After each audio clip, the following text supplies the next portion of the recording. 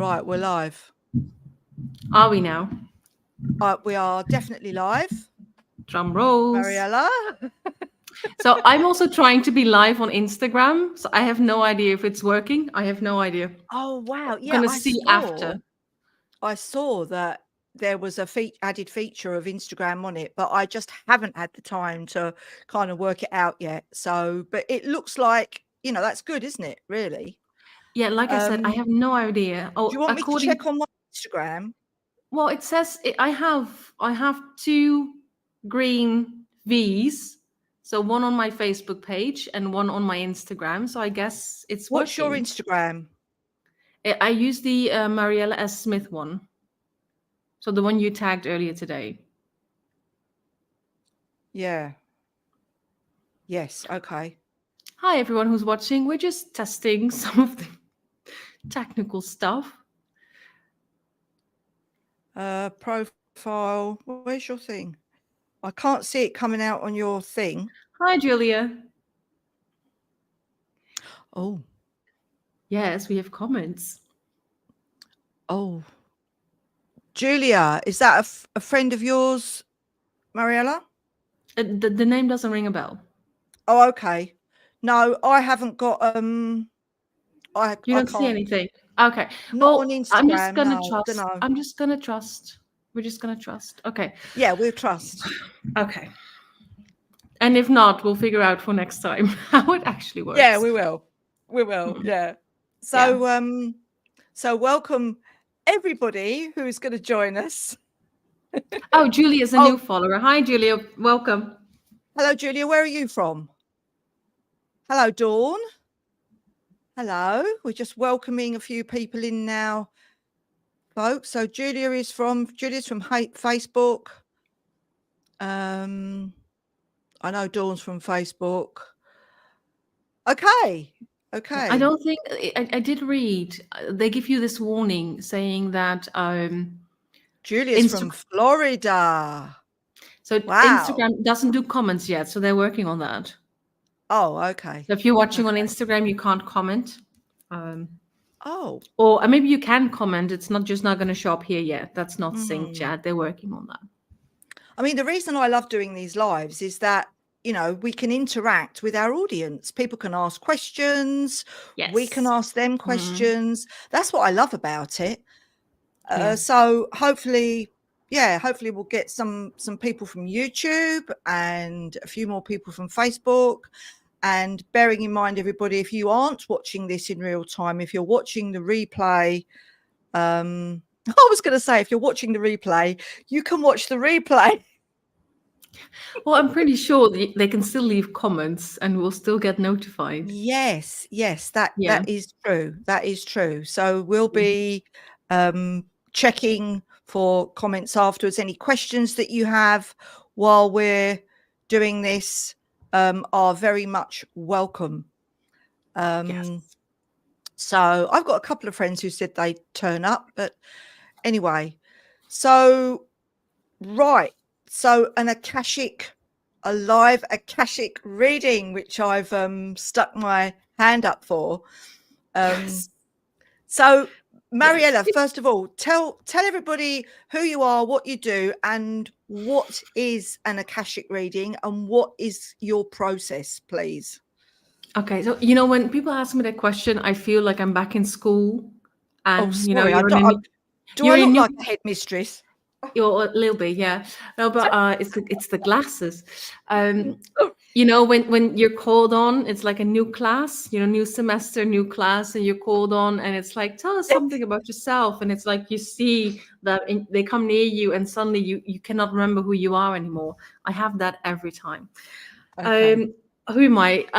What I do is I coach creative people on their way towards their soul path, their purpose. So I really love I work mostly with people who are really stuck, and they feel like they have tried everything, and they're just like, I keep running into the same wall, I keep running into obstacles, I keep tripping over the same patterns, I just don't know what to do. And that's how they often end up with me. So that's the people I usually that's the people I tend to work with. So yeah, and I do a combination of life coaching, Akashic Records readings, Reiki, and also cartomancy. So I use tarot and oracle cards. Basically, I have multiple modalities that I'm familiar with, that I work with, and I just use all of them to see, okay, so where are you now? What is your purpose? Why aren't you doing what is your purpose? Like, what is in your way? And it is different for everyone, and it's fascinating. So that's what I do. I came from, my background is in editing. And it's actually through the editing that I realized that in the editing process, I was coaching a lot of people. So it was always a bit of an editing plus. And that's how I initially started coaching people. Because people I was editing for started asking me for different kind of sessions. So that's kind of how that rolled. And then as I developed more my spiritual side, I got into Reiki, got into tarot, got into Akashic Records, and that's how I ended up here. So you asked me about my process. Yes, please. Yeah. Yeah. First of all, what is? What are the Akashic Records, and what is your process? Because I know with a lot of modalities nowadays, you could say, oh, this is a tarot reading or this is a Reiki session, but I don't know about you, but I know that I have found over time in my work in this field that I develop my own ways and methods of, my own process of giving a reading, my own process of giving healing. So that's the reason I asked the question to you, whether you've developed, or what process are you developing at the moment?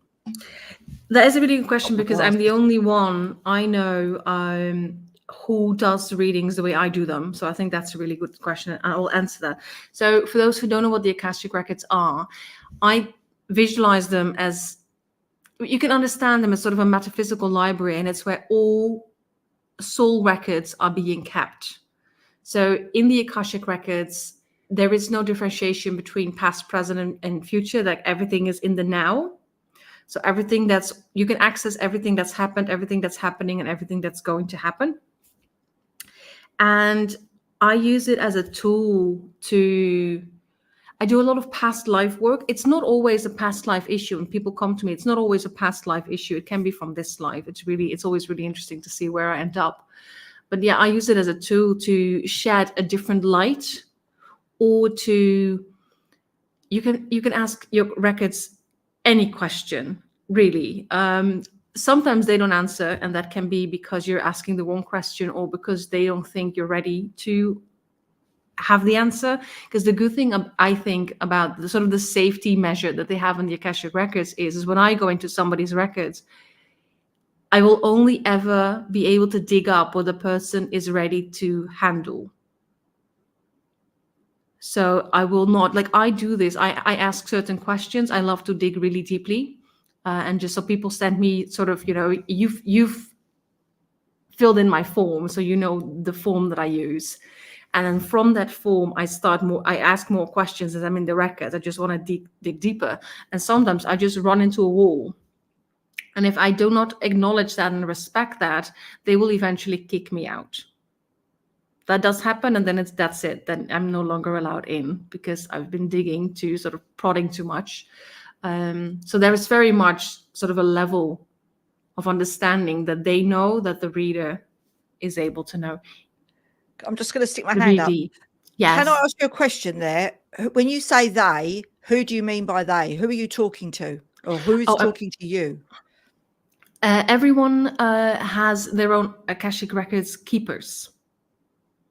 And these are often members of our soul family that are not currently incarnated. So there is a big chance that at one point in your own soul's journey, it doesn't go for everybody, but there is a big chance that has happened at one point, is that you were the record keeper of somebody in your soul family. Okay. Yeah. So when I say they, that's yeah. But also it's not just the record keepers. It's also whoever is guiding you, because that's who I talk with when I'm in the records. Like, I say they because I don't always know who is talking to me. Gotcha. Thank you. Yeah. Okay. So that is the Akashic Records. There are multiple ways of accessing the Akashic Records. You do not need a reader. You do not need an external reader. There are many ways to enter your own Akashic Records reader. That's quite they're very accessible sources. Even the person who taught me is offering a free mini course, so everybody can learn the basics and start reading their own Akashic Records.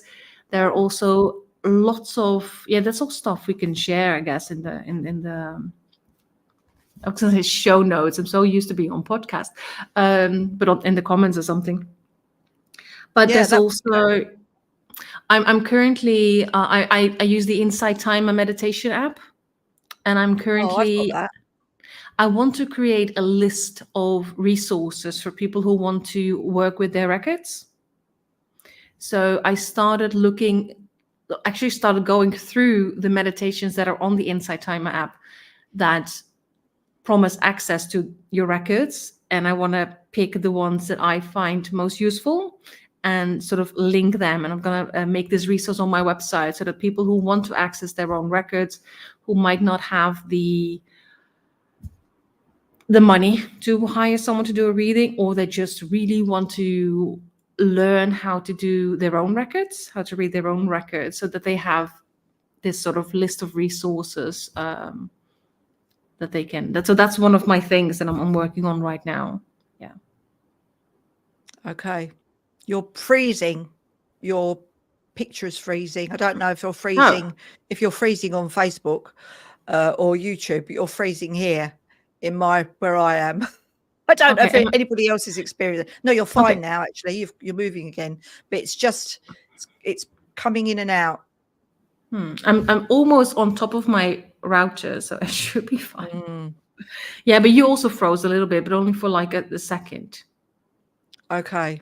Maybe just a glitch. So you wanted to know about my process?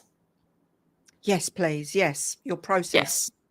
Yeah. So a lot of Akashic Records, the ones I know, the Akashic Records readers I know, not all of them I've actually worked with in person, as in not all of them have read my records.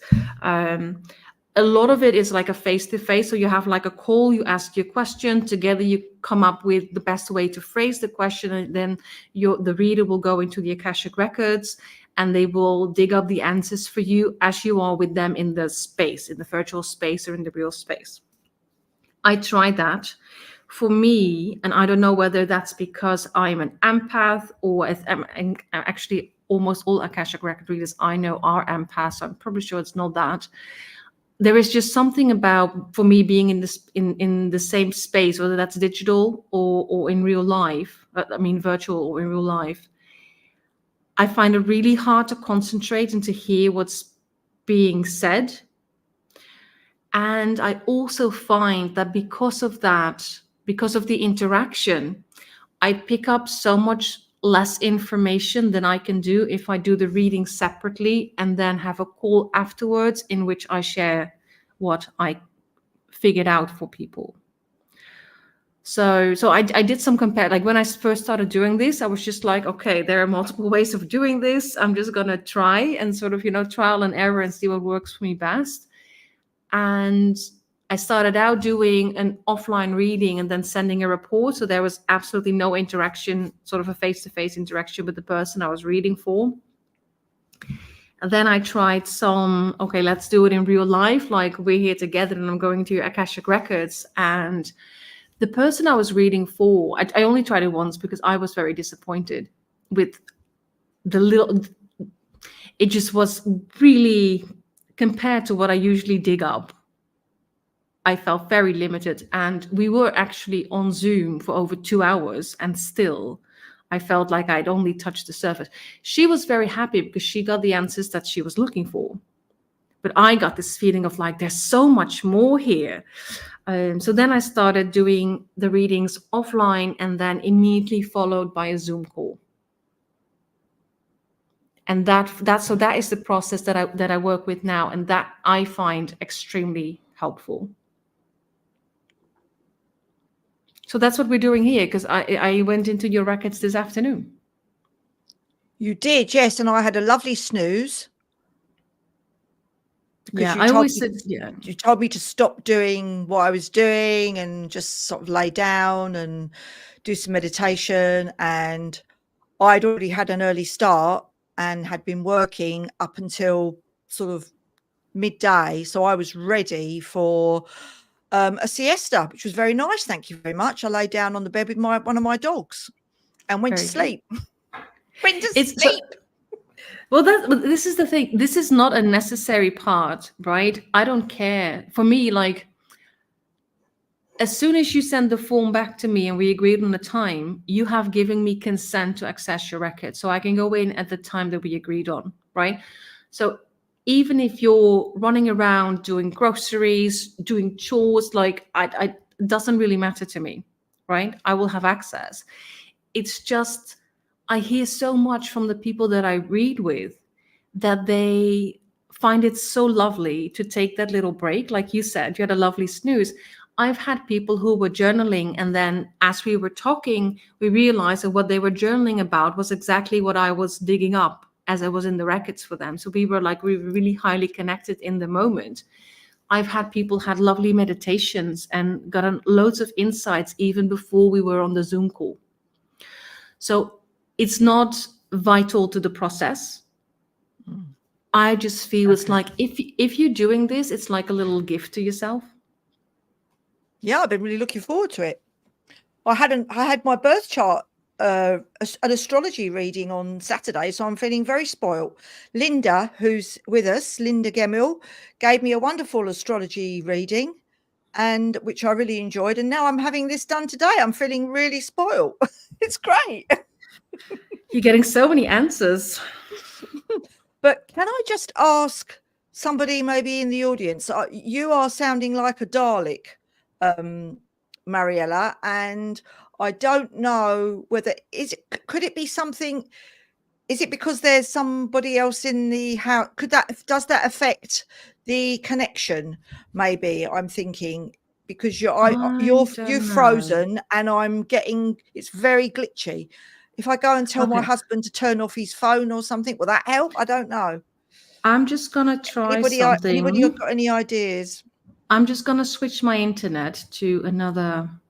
That sometimes it's giving me, it's telling me it's fine. I also don't get any messages, but sometimes switching. So let me try that. Yeah, everybody's saying it's all right there. Yeah, I know it's okay, which is great to hear, but I can't hear you very well and you're frozen. So when it comes to you telling me, you know, all my greatest secrets, everybody else is going to hear it for me. Yeah.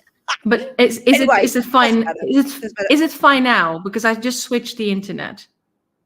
I mean, shall I go and just say to my husband, turn his phone off or something? I mean, does that make any difference? I don't know. Does anybody else got any ideas about this?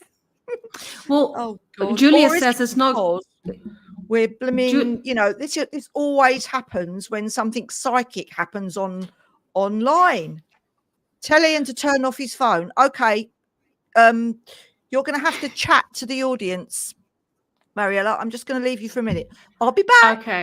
Okay, you better be back because I have pages and pages of information here. So if anyone has, I can hear. Do you hear her as well? Yeah, but Sheena's right. This often happens during these things. Hi, Linda. Hey, if anyone has any questions, I can quickly answer. This is your moment.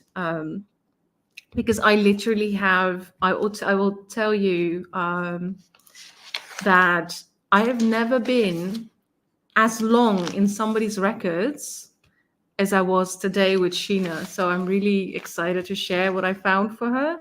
And I was supposed to do this right before we were going live, and I'm really glad that we did it now because I would have been late. Son, you have a question about your records. What kind of question do you have?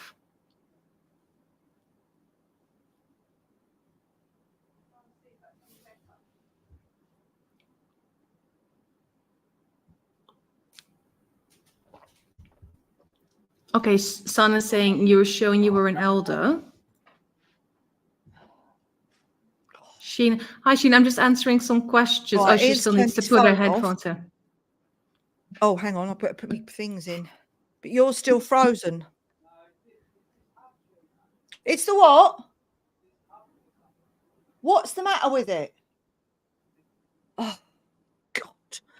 It's the Am hub. I still? Yeah, you're Oh. still free. I'm just going to have to, you know. Here on earth, I'm a mother and not yet an elder. Yes, Son is asking. I just wanted to. So I cannot just go into someone's records. That's the whole process. So if you have any questions specifically about your records, I cannot go into that because I do not have access to those right now. Hang on a minute, guys. Carry on, Mariëlle. I don't know. She said something about the hub. I'm wondering whether it's the internet. I can hear them in the background. Okay, so you see nothing. So you see everything fine. You see me and Sheena, and there's no glitch. There's no. Linda says it's not frozen, so there's no lag in the sound. It's just Sheena's struggle. Maybe this is maybe. Thank you, sir. Okay, so we're clear. Okay, that is interesting. But yeah, these kind of things kind of happen with this kind of energy.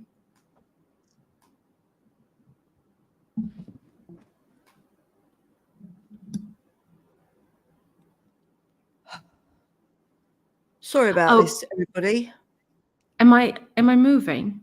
No, you're better now. I can see you. Yes, you're moving. Yes. Okay, good. Oh my God. Ian is trying to. He reckons it's the router because we tried to move it and put it in here earlier on, and he said that it was better in there. And now, so I think he might be twiddling around. And yeah, I can see you okay, and I can hear you. Fingers crossed. Broomsticks crossed, everybody. Yeah, because everyone else hears is fine and sees is fine, and there's no lag. Okay, now it's fine. Thank you. Linda, I did this meditation yesterday. I've never did a meditation by this person. It's free on the Insight Timer app. It's not one of those premium ones. And I thought it was absolutely brilliant. I thought it was extremely intense. So I will send a link out. I have to write that down because otherwise I'm going to forget. I will drop the link to that in the comments. So if you have access to the Insight Timer app, like even if you have the free version, I will look up the link. It's okay, and just stop twiddling around with his. Okay. I'm just gonna type. If you have the Insight Timer, the person who gonna see if my comments. That's my comment there. Pura Raza. That's the one who did the who created the meditation. But I will put the link in there as well. Yeah, I was really impressed by the quality of this meditation. Yeah. Sorry about that. Yes? I thought he might have to stand in the hallway holding the router up for the next half an hour. I was actually envisioning that, like him being like in the doorway, like just like this. It's like back in the days, right, when you had the TV antenna. Oh, right, dear. That's kind of okay. But if all is good in your end now. Yeah, it's fine. Thank you very much. Yeah, sorry about this, everybody. Good. What a pain. Technical flipping. Oh, anyway, yeah, I'm all ears. I'm sorry. I think we're all just having a good laugh here. Okay. So, do you have any questions before we dive into yours? Me or our audience? No, I cannot just access somebody's records. Oh, Sharon, I will be sharing some resources. Like I will share. I'm just writing everything down.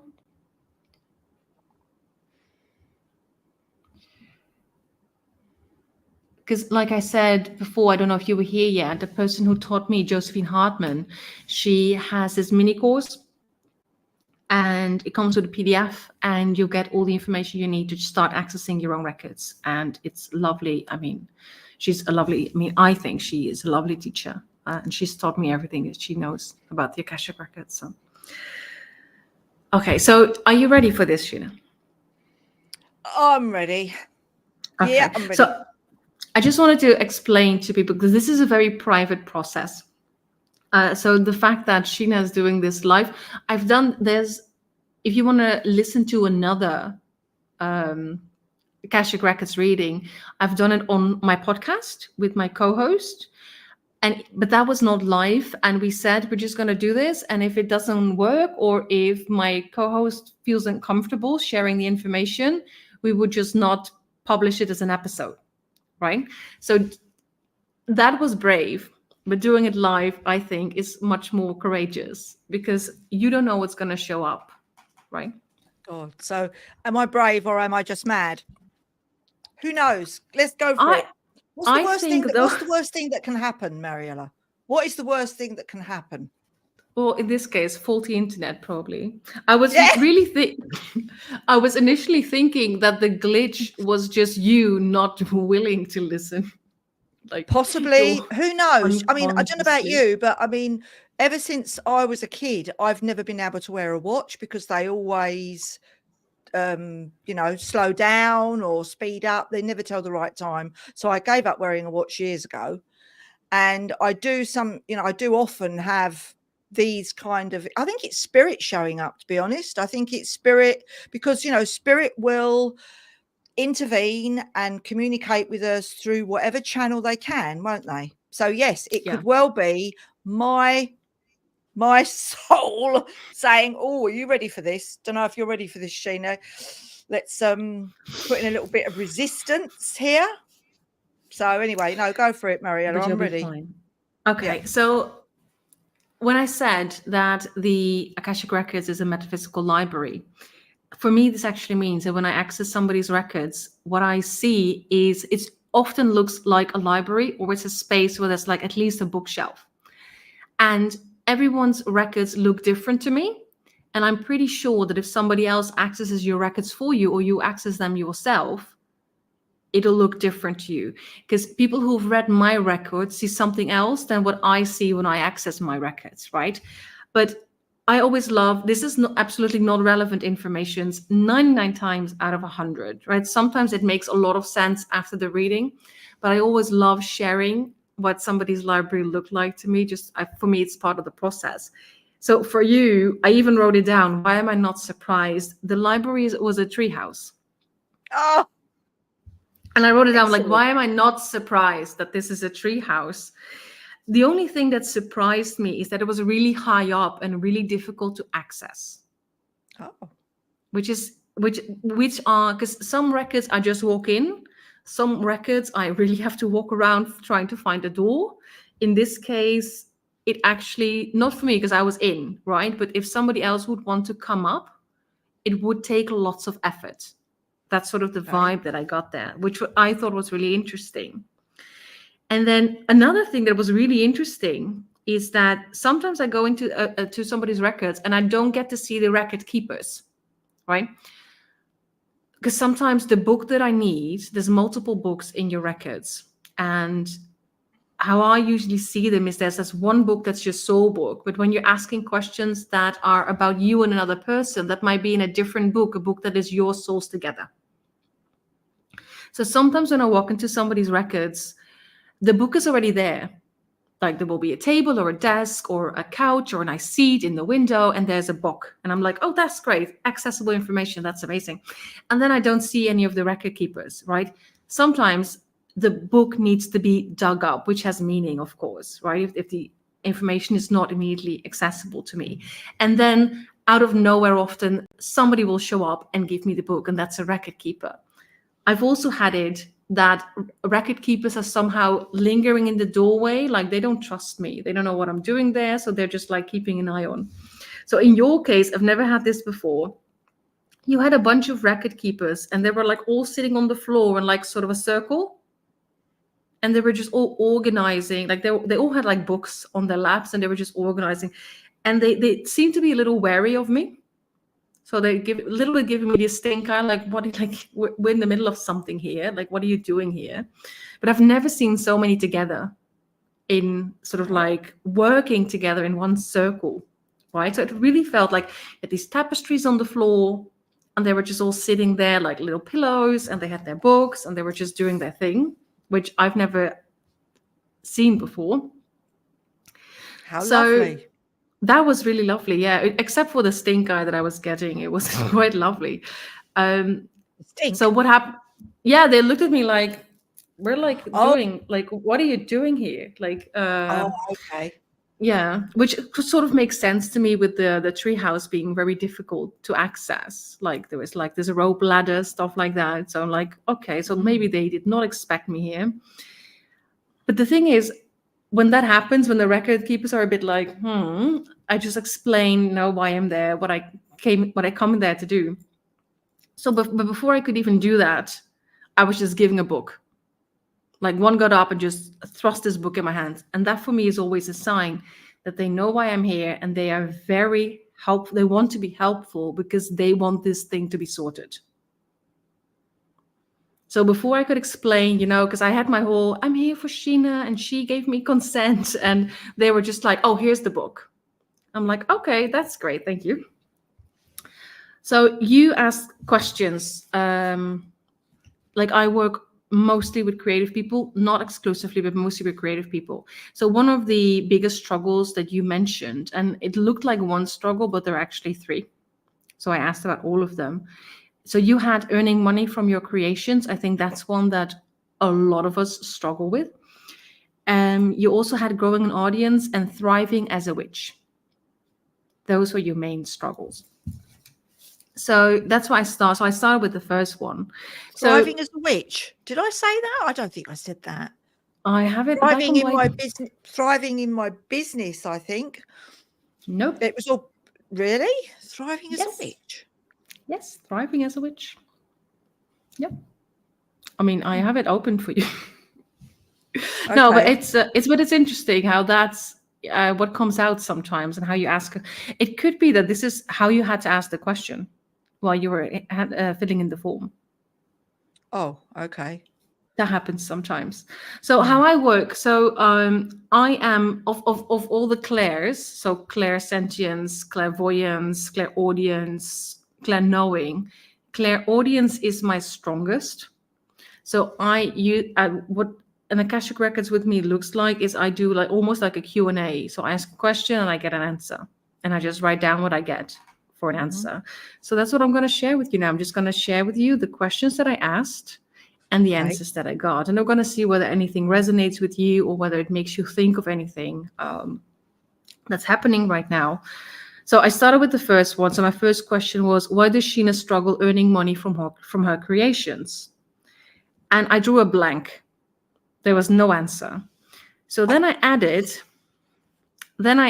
into the phrase, no, that's fine. I kind of expected that to happen, because it is not true that you make no money from your creations.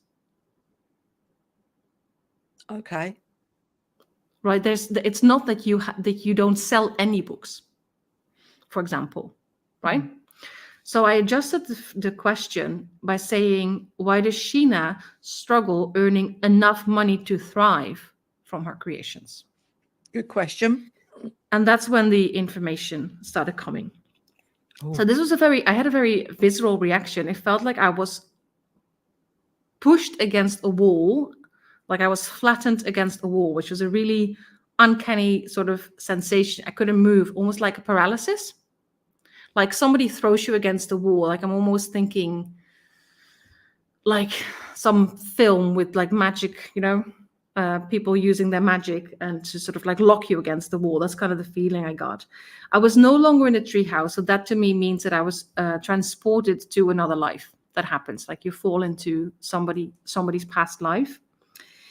And the phrase I got was stepped on someone's turf. And then I got the phrase that you surpassed, or not the phrase, but the knowledge that you surpassed not your master, not your teacher, but someone who considered themselves the master of what they were doing and shouldn't be surpassed. And so I was like, okay, so who is this person then? So whenever this life was, this was the town's healer. So the town that you were living in at the time, this was not just the town's healer, right? The person. And this person didn't take any apprentices because they had a huge fear that they were going to be surpassed by their students, which is, of course, if ego doesn't come in the way, that's exactly what we want, right? We want the student to surpass the master, right? That's like that's how things are supposed to go. So this person was struggling a lot with that fear. They wanted to be known as the person, and nobody else could step on that turf. So for me, this means that what you did in that life, you stepped on this person's turf, and that had consequences for you. Oh. So I first asked, okay, if this person didn't take apprentices, where did Sheena learn her craft from in that particular lifetime? So this was someone, you had a teacher, somebody who was on the edges of society. And this was someone who practiced in secret because they could also not, practice in public, because there was this person who was like a real bully and bullied everyone who was trying to do the same thing, trying to sort of like not steal their light. That's not the right way. That's how they saw it. But well, like this phrase again, stepped on their turf, right? That is their job. They're the only person, and nobody else is allowed to do something similar or the same. And I even it's not the right time frame for that. The life didn't happen, but it almost felt like I got like sort of a Western, like a Wild Wild West vibe. Like this town is too small for two of us. Like that's kind of the vibe that this person had, right? This town is big enough for the both of us. Yes, so this person had an issue with abundance. This person had a lack mindset, clearly, right? So what I got then was that your desire in this life to help others, combined with how ridiculous you thought it that this person was not just thought this way, but was allowed to move around society in this way because nobody was stopping this person, right? So that combination, you just wanted to help others, you just wanted to serve others, and you also thought it was nonsense that this person got away with their ridiculous behavior, make you less careful. It's almost like unconsciously you wanted to get caught, right? Because you wanted to kind of show people that they should not just accept this behavior, right? So you wanted to make waves, like see if you can change the status quo. So you weren't afraid. That's a really important thing here. But when you did get caught, right, this had consequences for the person who taught you. So that person who was already living sort of like on the edges of society, was trying to practice in secret, trying to keep her head low, because this person did have her own private clients, and that was all like hush hush because it had to be done in secret. But when you were caught, this person was outed, and everybody who used to make use of her services were bullied into no longer going to her. So you stepping out and saying, like, I'm doing this thing and I'm of service to other people, and you not wanting to do that sort of in the shadows, caused this person to lose their livelihood. Oh. So there's guilt around that, right? So I immediately thought, and that is why Sheena's struggling in this lifetime. So I asked, does this guilt affect Sheena in her current incarnation in any way? And the answer was no. And I was like, because guilt is such a common limitation, right? The guilt that we take with us from lifetime to lifetime to lifetime, right? But I got, no, that is not the issue for you, apparently. So there was some guilt, but it's not something that you are still carrying as a burden. So then I was like, okay, well then tell me, what from this life then does affect Sheena like today? I have pages and pages, so I'm only just getting started. And then I was like, specifically, like especially regarding her struggle to earn enough to thrive from her creations, right? And then I got that because now you were out, well, you kind of outed yourself as also a healer, right? So you basically said, you know what, like, you think this town is not big enough for the both of us, but, you know, I'm here. I'm also want to do the thing, and I'm not going to do it in the shadows. I don't want to hide. So what happened then was that the only way that you were allowed to practice was by paying this person, the town healer, a percentage of what you earned. So I'm still like, I could not figure out initially. It came back later. Initially I was like, why is she taking this? Like, why is she accepting this situation, right? But we come back to that later. So basically what happened is you started paying him off so that he would let you be and let your clients be. So this wasn't the person that I learned from. This was the one that was pissed off because he thought I was treading on his toes. Yeah, so I kind of feel like he's a bully, like really, really mean bully kind of person. Okay. So yeah, so the sort of the deal you struck with this person is that, you know, he shares like some of your income, and I'm guessing a lot, right? So you can do the work. And initially I was like, why does she accept that situation? But we'll come back to that. So then I asked, okay, is this something that Sheena then did the rest of that lifetime, or like the time that he was alive? And then I got, no, something happened. And what happened is that you helped someone that you were not allowed to help. So you didn't just, you paid this person off, but there were also people that were off limits to you. So I get the feeling that this was a person sort of higher in the hierarchy of the town, and the person was like, so that's like my arena, right? Like, you cannot help, for example, the people who are better off, right? So the richer people in the town, those are mine, and you can deal with whatever is left, right? Mm-hmm. But you help this person. And interestingly, so I was like, okay, so what were the consequences of that? And there weren't actually any consequences, but the fear that there might be if he found out, that cut so deep that you preemptively started to actually move into the shadows with your work. So I don't. This is not a nice person. This person had a lot of power over a lot of other people. So because she did that, so you felt called to help this person, and then you were so afraid that something like that it was going to bite you in the arse, basically, that you sort of preemptively started taking steps back. And so I asked, okay, so how does that affect Sheena in this lifetime? Because that's what we want to know, right? Yeah, true. Because what happened in the past, that's all great, but how does it affect you now? And how can you move on from that? How can you let that go? How can you break the pattern? Mm-hmm. So what I get then was like that you're still unconsciously looking over your shoulder. Although I hear it, she doesn't know why this is, but there is this constant feeling that you have to look over your shoulder. And so I don't know if that resonates at all, but that's the immediate answer that I get. It's sort of like, and you did talk in your form about potentially this having to do something with the witch wound and having to hide.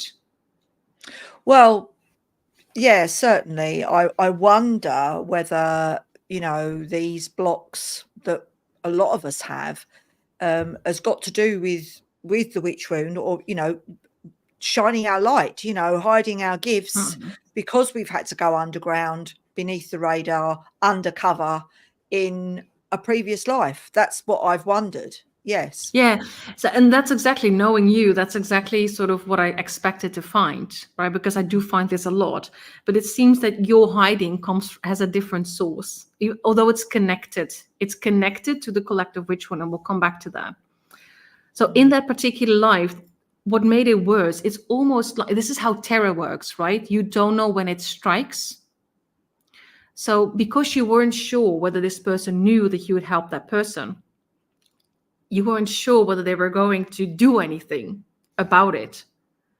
So it makes you really vigilant, right? Like you're always sort of like ready to bolt or to, so that fear, that sort of like something might just happen, right? So you stop feeling safe. There's like a constant feeling of terror. That's kind of what you were experiencing in that life, because you were just waiting for him to exact his revenge on you not honoring the agreement that you had with status him. quo. Yeah, also that, but also you did make, even though it was a ridiculous agreement, you did make an agreement with him. Oh, that I would So pay a percentage. Yes, and that included, like, there's people you can work with and there's people you cannot work with. Yeah, it's a lovely layer thing.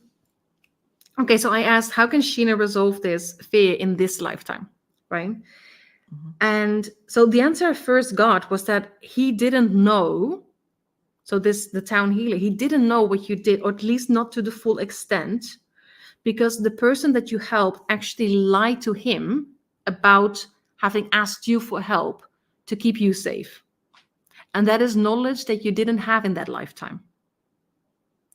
So the records say it's time that you acknowledge that you are not in danger from anyone or anything. You weren't in that lifetime either, because the town healer decided to, they weren't sure, but they decided to give the person who lied for your benefit the benefit of the doubt, because they knew if they would still attack you, then the person knew that he didn't trust her. So it's a lovely.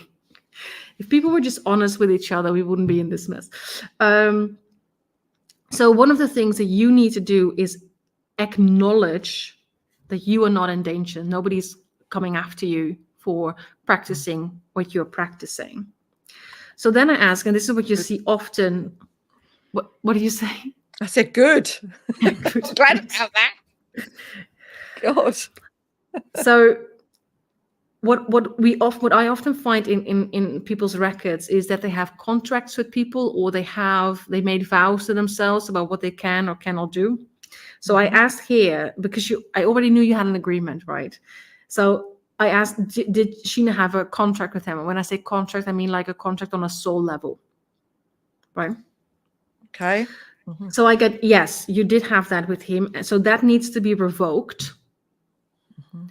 And I immediately wrote down that you might have your own rituals for this. This is because I don't know how familiar you are with revoking contracts. What you mean, like cutting ties or something? Cutting. It's similar. You can do this as a visualization as well. You can visualize the contract that you made with a certain person, and just like see it go up in smoke, for example, and then you can say a bloody vow of poverty. It's very similar, yeah. So you release that. I have wondered that for years, whether I made some kind of vow of poverty in a previous life. I have really wondered about that. And yeah, okay. I suppose it's similar, isn't it? Yeah, I think so. I did not ask about that specifically because I didn't know that you were wondering about that. So that doesn't mean that if I go back in, that doesn't pop up, right? Because everything that happened in this life, what we often find is that what happens in a certain life, the next life or the next life or the next life, we will do something similar. So the pattern just becomes stronger. Yeah, until we become conscious of what we need to learn. Yes. And we take action to learn it in whatever way, shape or form. It can't not repeat itself, can it? It has to keep repeating because we don't know what we're doing. It's unconscious. Yes. Yeah, I get that. So there is a chance, but I would have to go back into your records for that to see that. There is a chance that as you were repeating this particular pattern, at one point in a life, you also took a vow of poverty. That is very possible, right? But that vow was not made in this lifetime. If you've made a vow like that vow was not made in this lifetime. In this lifetime, you made a contract with this person. So it is related to poverty because this person took a large cut of your earnings. Okay. right? So it's not unrelated. It's basically saying that when the consequence of the contract is that when you do your work, you only get a small percentage of what you're actually worth. Right? So that if you have these feelings, like if you struggle asking for what you're worth, that probably has its origin in this lifetime when you literally had an agreement that I do this, but I only get this percentage of it. Okay. Yeah. So then I asked, what else can Sheena do this lifetime to clear this energy and literally leave it in the past? Great question. Lifetimes ago. So, and this is because I know you do Reiki, right? Yes. So the answer, and the Arakas obviously also know that. So the answer I got was that send Reiki to the incarnation. What, that other life? Yeah, so this particular person, where you were in this life, just send Reiki to this person. Oh, okay. Yeah, that's simple. And this is the thing, like, this is why I always say, like, when I coach people, I use a combination, because if people do not do Reiki, then I often offer to do it for them. But I know you have your own systems in place there, so you can just make this part of your process. Do you know, it's funny, it's interesting, because I will always think about sending healing to, well, not always, but I mean, in recent times, in the last sort of year or so, I've been in a position where I've entered into some form of therapy for the first time in my life. I've never been in therapy before until last year, and a friend of mine offered me some EMDR therapy to address certain things, traumas from wounds from the past, things that I hadn't processed.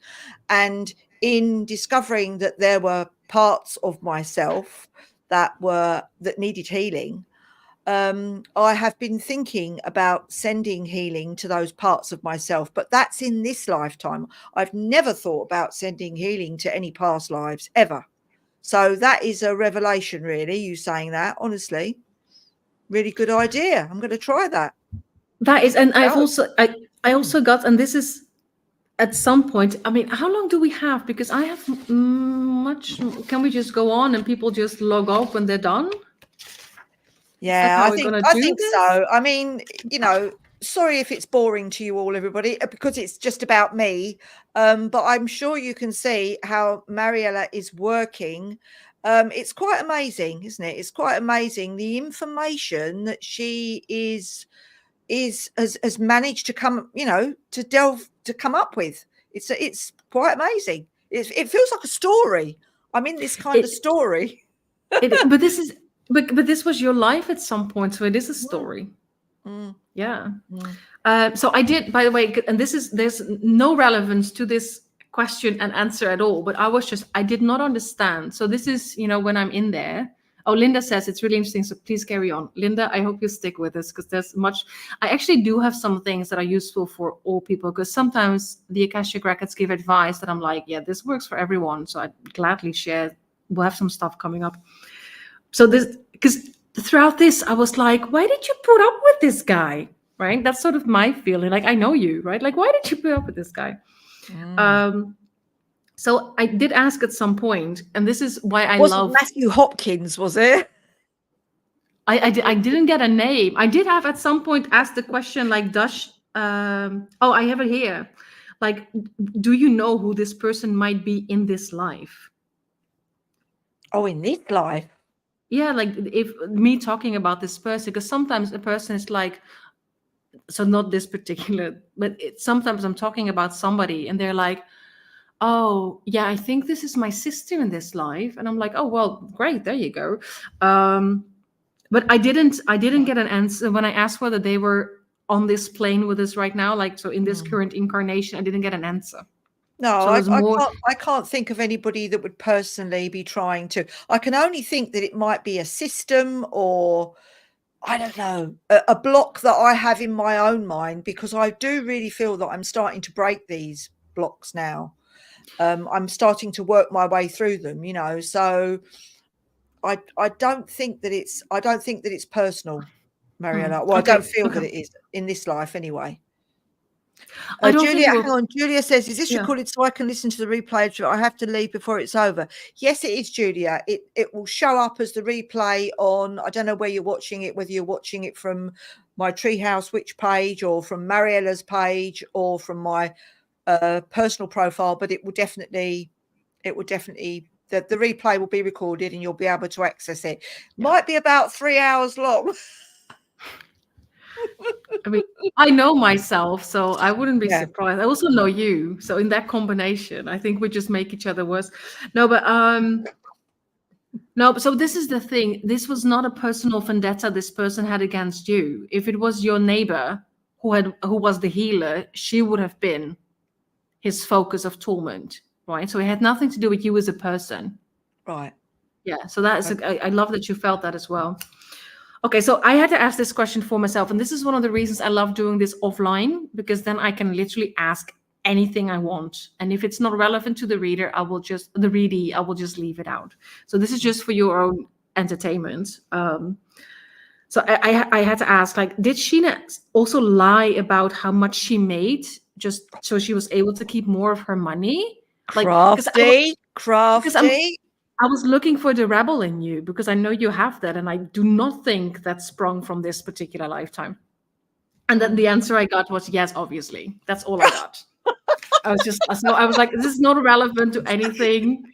I was just like, because it felt so weird to me that you accepted that agreement. Oh dear. Even in that life, not just because I know you in this life, but even in that life, I was like, there's something there there's friction there. So I was like, I have to ask. So it's not relevant, but I thought it was really funny that, like, yeah, you completely scammed him, which is great. Okay. But honestly, that was part of the fear, because was one of the reasons why you're afraid you were going to be caught. So that made you become more and more careful, and you kind of retreated into your role. So you kind of almost became like the person who taught you, like really sort of secluded. And you know, where in this life I live in a very remote part of our countryside. And yes, you do. Yeah, and I could go into stories about but I'm a witch. I'm a bit of an outsider.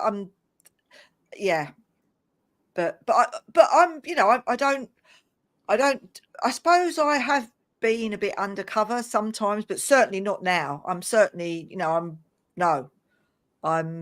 my head is above the parapet. Very good. Yeah. I do think that we come across the witch wound so often, I think, because it's this lifetime that we're going to heal it. Yeah. Because this is the first time. We've got so many more tools that will enable us to do that now, Mariëlle, haven't we? We've got so many tools of empowerment, all the different healing modalities. And of course, if you're in the craft, if you're a witch, then we know that we have all the practices, all the magical tools that can enable us to connect with our ancestral wounds and heal them. The rituals, the ceremonies, so it's all there. It's all there. Yeah.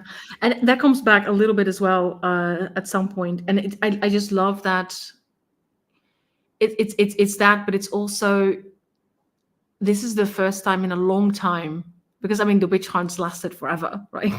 That's a long era. This feels like the first time in a very long time that some people still look at us like we're weird and offbeat and insane, right? But it's becoming more and more accepted these days. Oh, definitely, yeah. Yeah. So I think this is why it shows up in so many readings, is because on a personal and a collective level, we're reclaiming that. Like we're reclaiming the title, definitely. We're reclaiming the practices. Yeah. Look, we're reclaiming the knowledge. You and I wouldn't be writing the books that we write.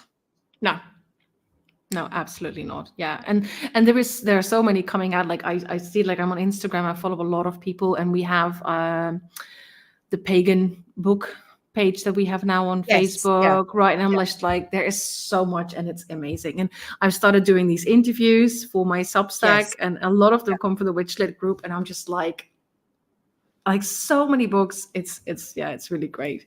Okay, so I left this part. I went. So this is great. I'm just on the second bullet point of all the things that you brought up in Okay. your form. Okay, so now I asked, why does Sheena struggle growing her audience, right? Because that was the second struggle you mentioned, right? So I got that this was the same origin. So this life that I just told you about, that was the origin. We're not sort of like in media res. That was the original life where that problem started, right? It started with this Bye, town Carol. healer. Thank you for watching. Oh, Sorry, bye, Carol. I just saying goodbye to Carol. Yeah. Thanks, Carol. Yeah, I just saw it pop up. Yeah.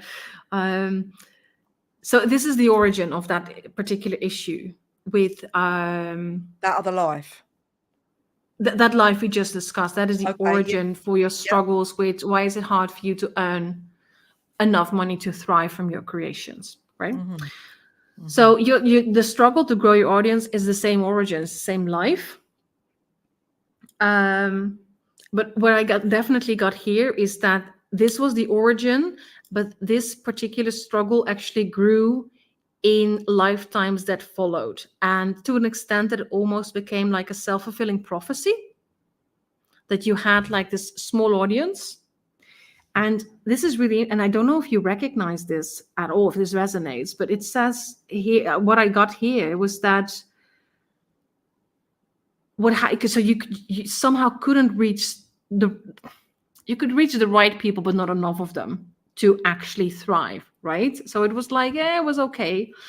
And what I got was that there was lots of self-sabotage due to that fear that somebody was still coming to get you, right? Which originated from that other lifetime. And then and this is the part that I found really interesting. So I don't know if this is something that still resonates in this lifetime or that you've already dealt with this in a previous lifetime.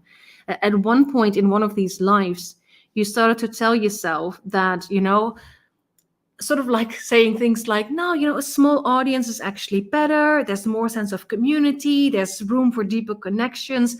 I don't need that big audience. Like all that, you were sort of trying to tell yourself that it was okay, that this was actually what you wanted. Well, what you actually wanted was a reach, right? You wanted to help as many people as you could. But because you struggled to reach that, you started telling yourself these stories about how it's actually better to have a small, compact, loyal following instead of expand. Yeah, I get that. Or maybe in that previous life, I was quite happy with having a smaller following because let's face it, there weren't the internet then, was there? But now that we have the internet in this life and we have global reach, perhaps my frustration is showing up as it is now. I don't know. That is possible. Yeah, that's not the vibe I got. Oh, okay. So it could simply just mean is that in order to thrive, you need 10 clients and you're only ever able to get 5, for example, right? So it doesn't mean that you have like global reach. You're saying it's relative. It was relative. Yes, so relative on the scale of where you were. Gotcha. Right, what's possible. Okay. Because I think no life compares to the reach that we have this current generation. No.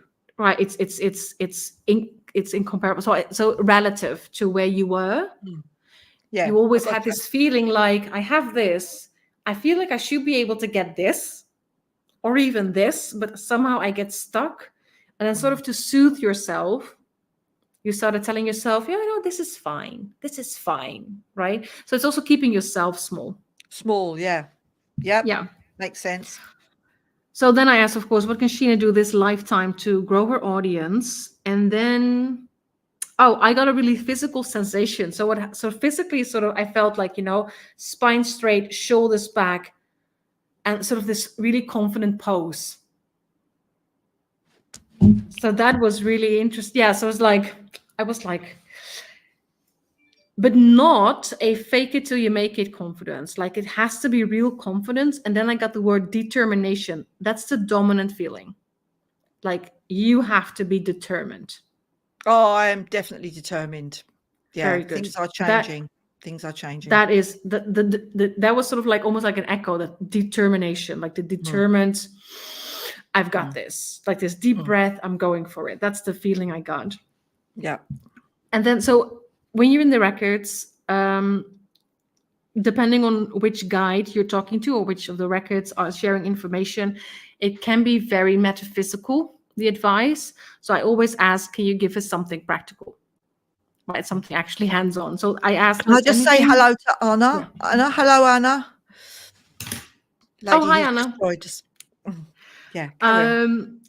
So I ask, do you have anything more practical than this? Right, something that can actually be done.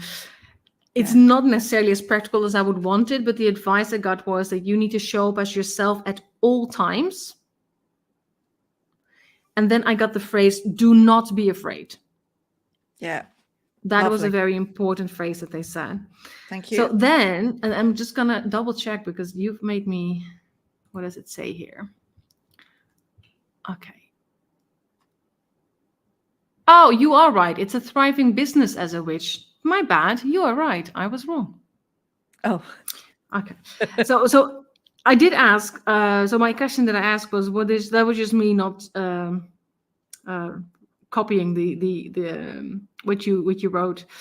What does Sheena struggle? Why does Sheena struggle to thrive as a witch? Right. And I just got same. That's the same origin. It's that same lifetime. Right. Yeah.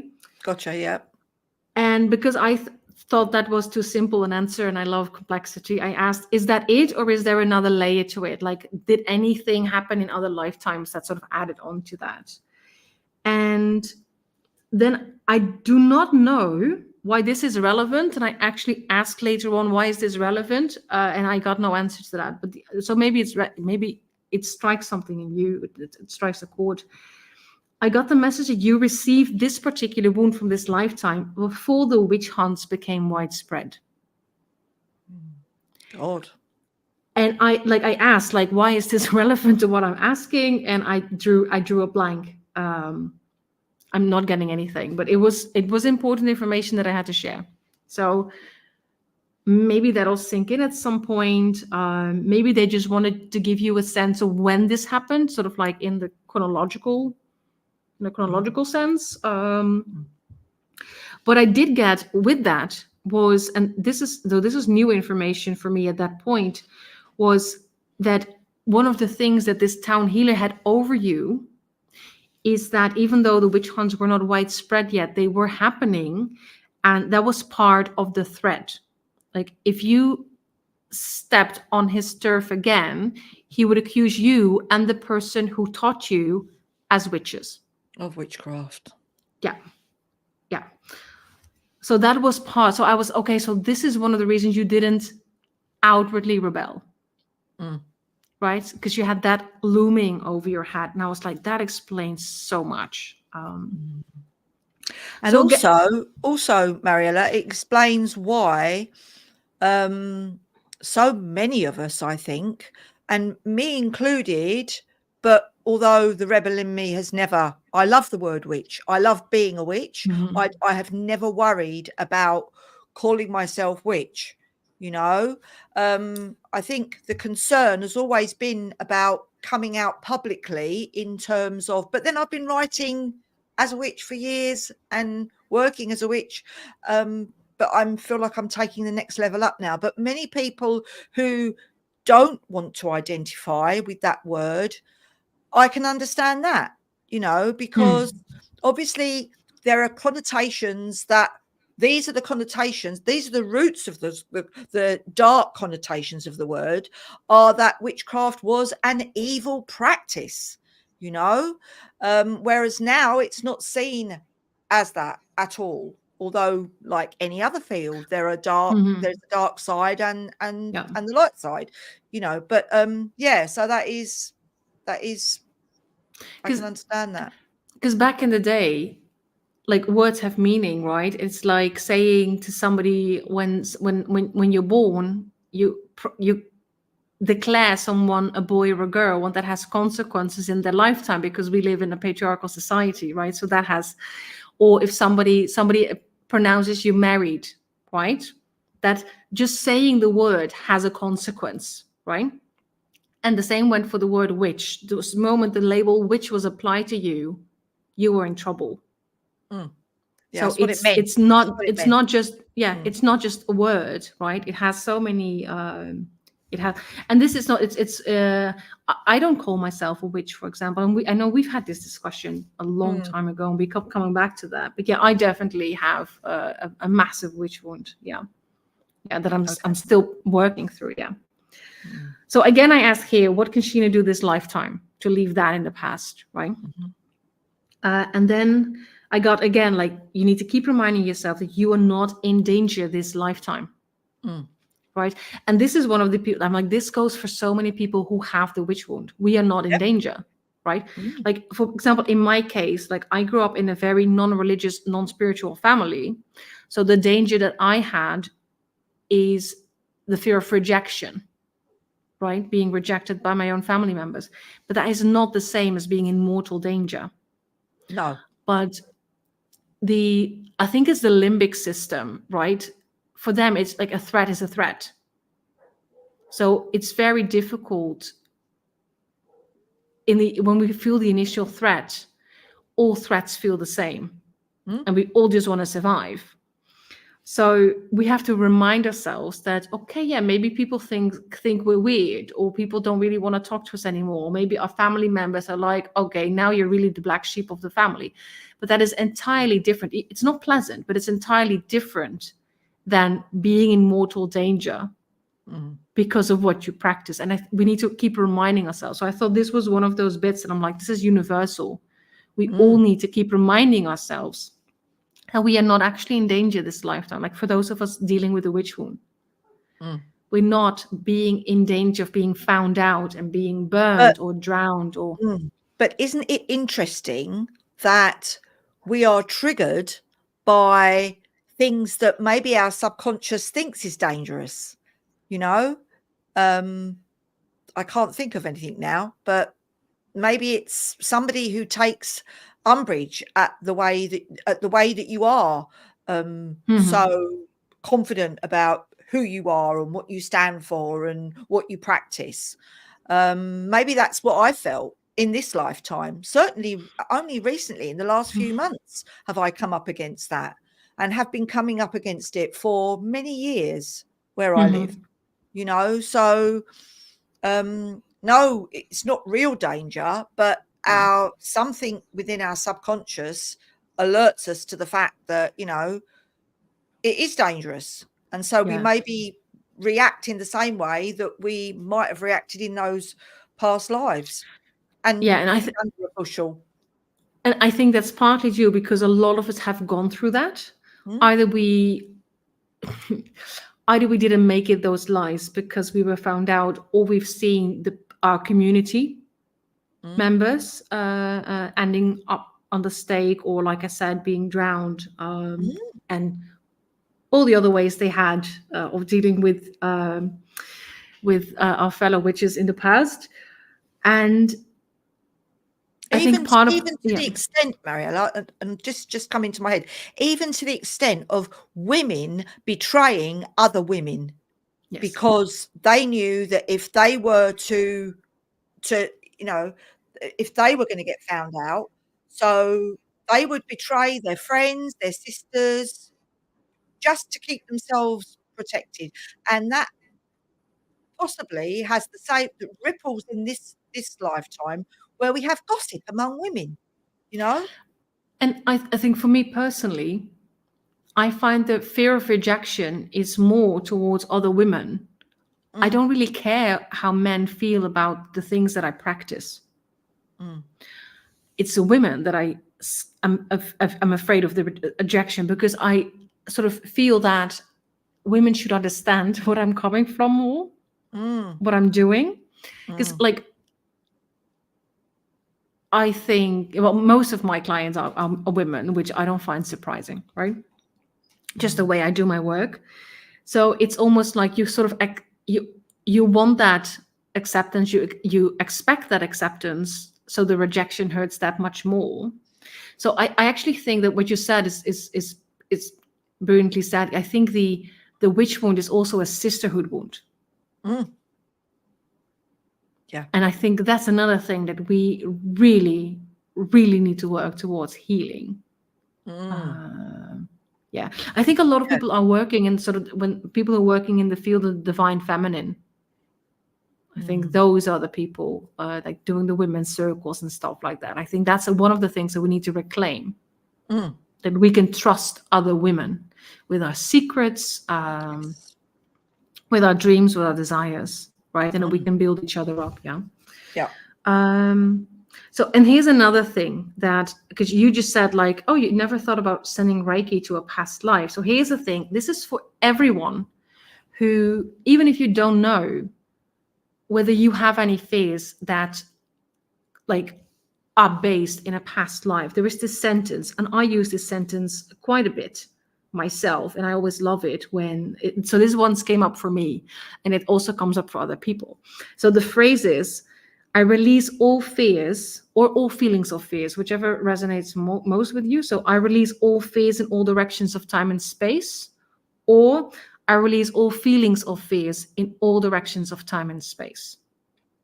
Nice. Very they mean good. the same. So Yeah. the all directions of time and space, that is what makes you access your past lives and your future lives. Good. Like that. Can you put that in the comments later? Can you make a note of putting that in the comments? Or can somebody else put it in the comments? If anybody's still here, can you put that in the comments so that people will be able to access that? And like, as Mariëlle says, do their own healing. Yeah. And you don't even need to know what the fear is coming from.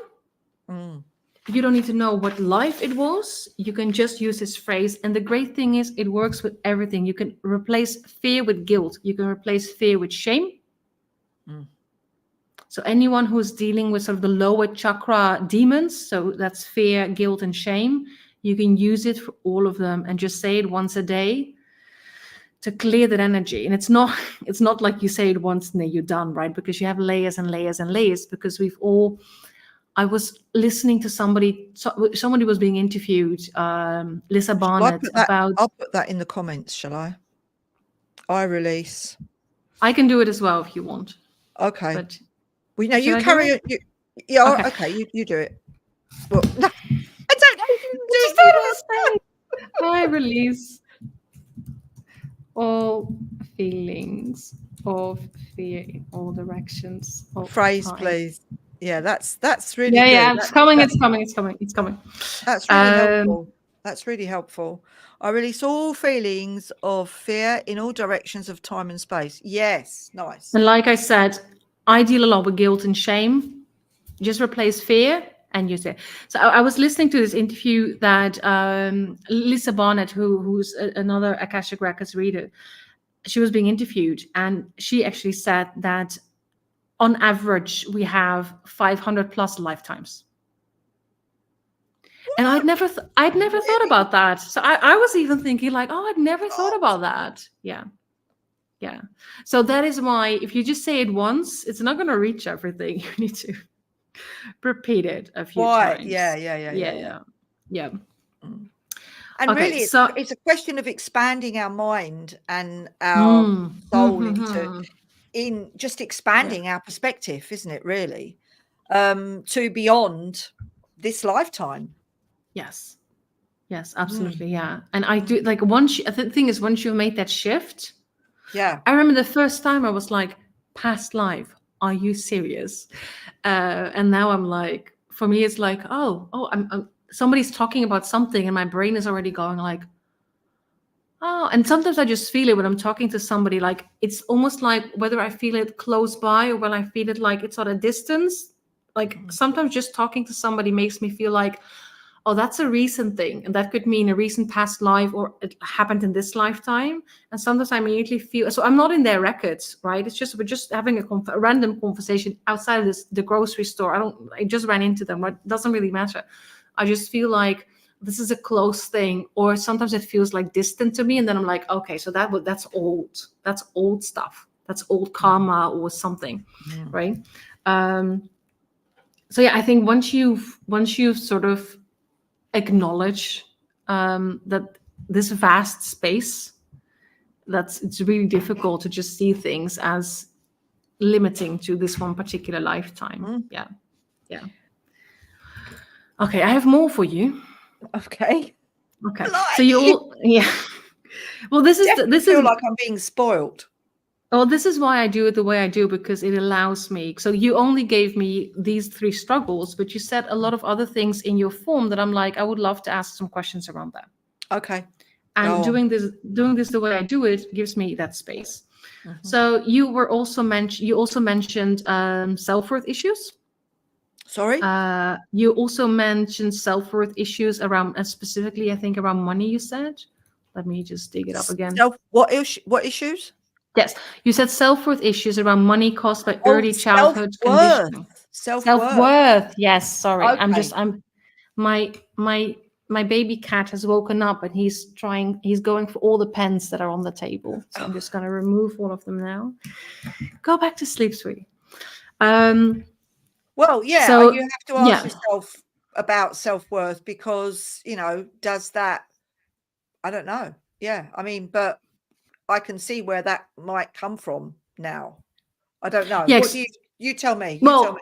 So I asked, what do we need to know about Sheena's self-worth issues around money? And I also explicitly told as I was in records, I said, she links this herself to childhood conditioning.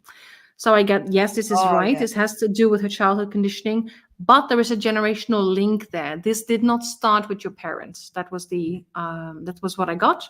It did not start with your parents. So I asked, hey, baby, please do not trip over my microphone. So I have a new cat, and he's still getting used to me being online in the living room.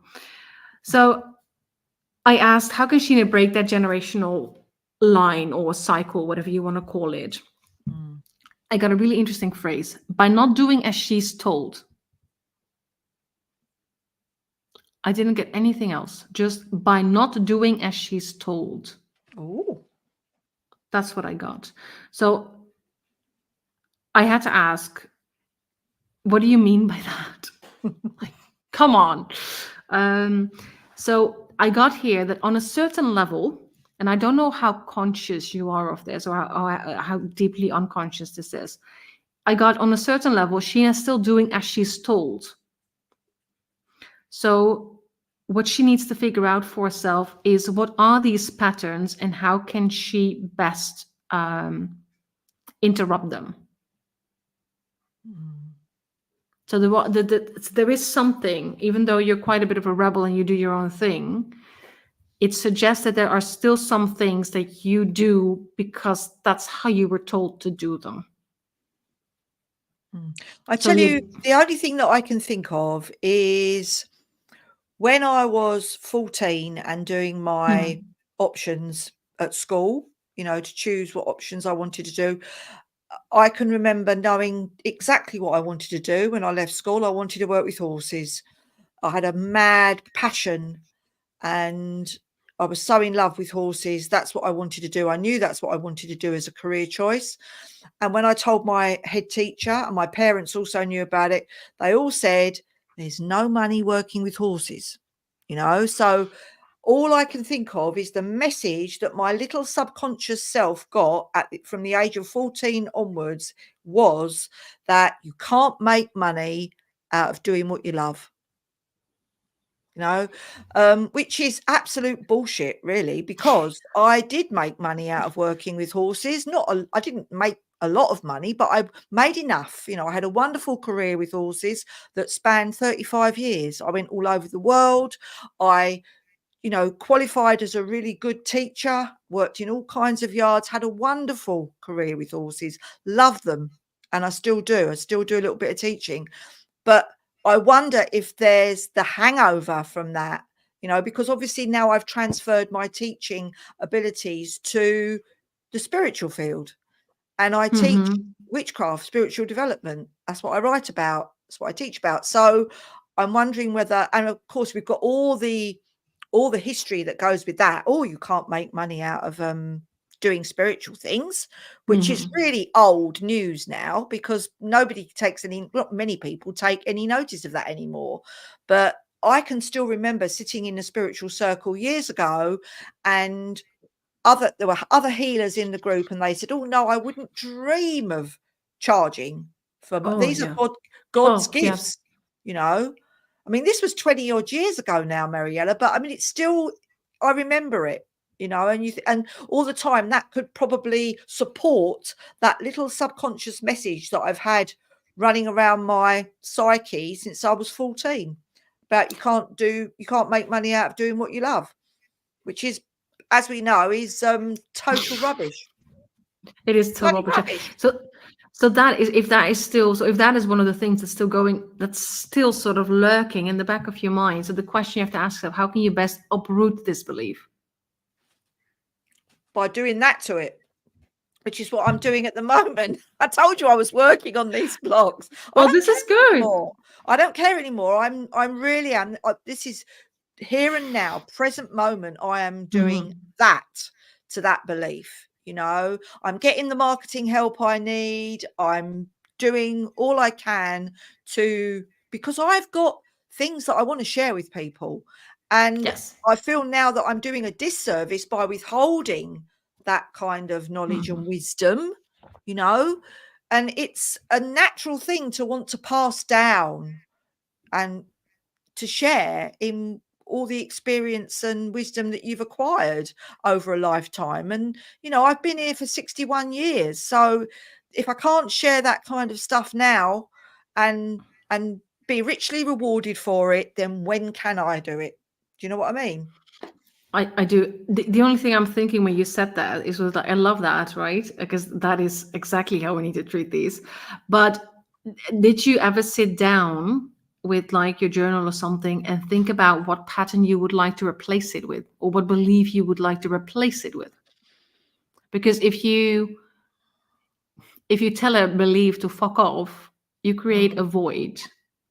And if you don't, it's like Reiki, right? Like if you take away the negative energy, you need to fill it up with. I have a belief that I can, and I am being richly rewarded for my gifts. Perfect, perfect. That's just because that is like, because I think we sometimes forget that the second part of like dealing with limiting belief systems is that it's the same. Like if you find a vow in the Akashic Records, revoking the vow is not enough, right? You need to create a new vow that is empowering and for your highest good. Yeah, gotcha. Because otherwise you get the void and you don't know what comes into that. Like you don't want to leave a space behind for all kinds of energy to leak in. So you proactively fulfill that void up with something positive and empowering. Yeah, and that is that therein lies the seeds of our intentions, and which is what my craft is all about, is working to manifest what I have come here to become. Truly to realize my own true magical nature as a soul in this lifetime, and to share that with others. Yeah. Which is, I think, because that is sort of like, I use completely different vocabulary, but I think we are trying to do the same service to the world, right? Yeah. So now, you did ask specifically about limiting beliefs. Like you had that question, like, do I have any limiting beliefs here? So anyone that I wasn't aware of, I think I meant, yeah. Yeah, what you said, I don't trust my own writing anymore. Just gotta check your. Oh yeah, you said limiting beliefs that I'm unconsciously holding on to, perhaps, as in like, because I know you've worked with this, right? So I asked that question, like, does Sheena continue to have limiting beliefs around money and wealth and abundance that she isn't currently aware of? And I actually jumped right into another life, which is in another past life. Yeah, so it's not as long as a story. It's quite compact, this one. But the belief I got was that money can kill you, which I thought was a bit intense. So I was like, where did that come from? Wow. Oh, Julia is leaving as well. Thank you for watching, Julia. And thank you for sticking with us for 1.5 hours. Thank you so much. Let us know when you watch the replay what you think of the whole thing. So I was like, okay, where did that come from, right? So Mm. this is a different life. And in this life, what happened is, so this is a life that you were actually quite wealthy. I got the sense that you didn't reach a very old age this life, so you died quite young. So Okay. I didn't get any sense of whether you did any healing, but this was a lifetime where you were well off. At least your parents were well off. And because of their richness, because of their wealth, they were attacked and they lost their lives, right? And this happened inside your home. So Oh. very close by. So feelings of unsafety. And after that, your response to that was is that you hid your wealth from the world the rest of your short life, and you gave it all to charity. Oh, that Which is figures. the Yeah. bad, yeah. The last thing is lovely, right? Um, so that was your response, like, okay, so having money opens me up for attack. Mm. So I'm just gonna hide it. I'm not gonna do anything with it, and I just give it all away. Okay. So I asked, how can Sheena let this belief go? And then, well, I already said this, replace it by something empowering, but also in this case, something magnetic. So something that actually attracts money, right? So Mm. the magnetic, they really focus on that. So it needs to be a phrase that draws abundance towards you. Mm. And then I got another sort of tidbit about that life, sort of extra information that like, and I think we know this, right? Money can also be used for good, right? But in that Definitely. particular, yeah, that is not a lesson that you learned in that particular life. No. Um, so I got like, when this happened to you, and this is like a trauma, right? And you were young when it happened. I think you went to live with your aunt or something. That's kind of the sense I got. So you make a choice, right? So the choice that you made in that life is like, wait, so I'm gonna hide my wealth. I'm not gonna do anything with the abundance that I have. That sort of like, because my parents were well off. Now I have all the money. I'm not gonna do anything with it. I'm just gonna give it all to charity when I die.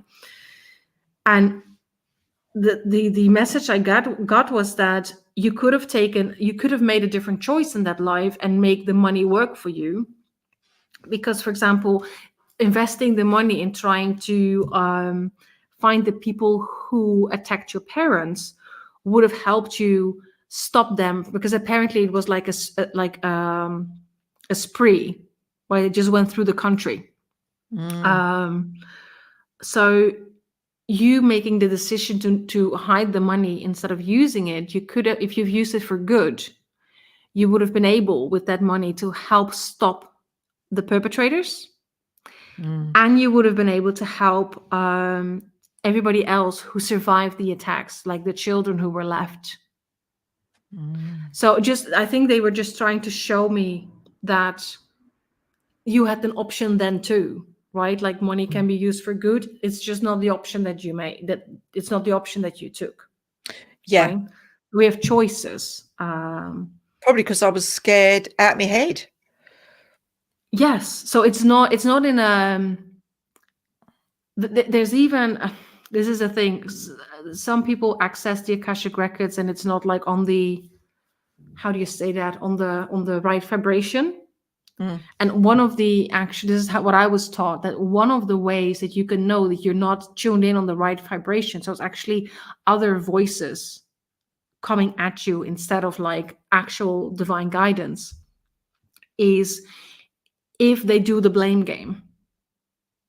Right? The Akashic Records is all about empowering. So they will never, no matter what you did in a past life, or no matter what you did in this life, they will never phrase it as you did something, it's your fault. They will always bring it to you in a way that will help you like process, move on from it, and see it Mm. through a Mm. light that works for your highest good. Yeah, So well, I as can soon as you, totally understand why I would have fears around money if I'd have been witness to my parents' murders. I mean, yes. what can be a worse? There's nothing worse, is there? Imagine how And frightening that would have been.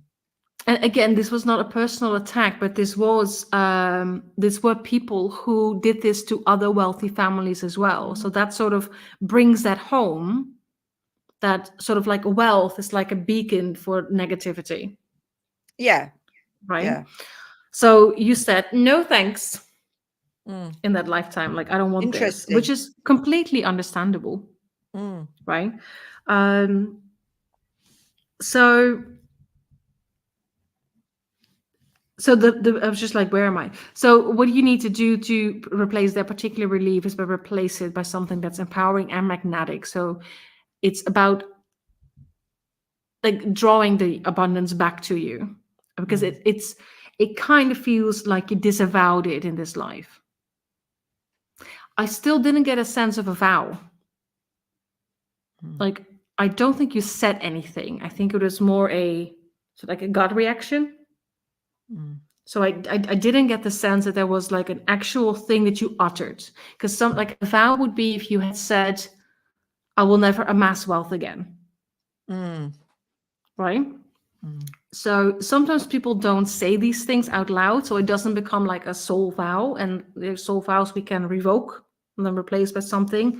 But that doesn't mean that something doesn't have a real impact, because it can still become like a little bit of a mantra in our like. It could have been something that I thought that I kept to Yes. myself, that I Yes. didn't tell anybody else, but I just kind of lived out in that lifetime, and it's been passed down.